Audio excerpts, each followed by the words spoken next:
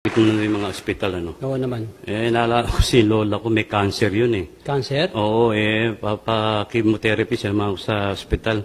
Balay, akala mo awayin yung doktor. Inaway, ah. Oo, kasi ba masabi ng lola ko anak, aanihin mo ba ako? Saan mo ang doktor?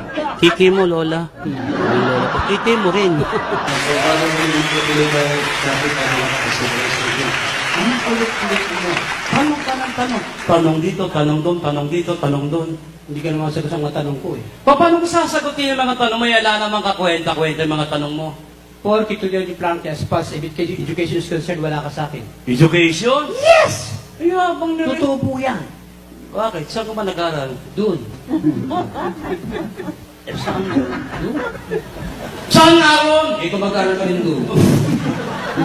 Paano malaman mo kung magaling eskwelahan nyo? Law School of St. Andrews State. Sa Amerika? Eh, mababasaktan sa Andrews Bukid.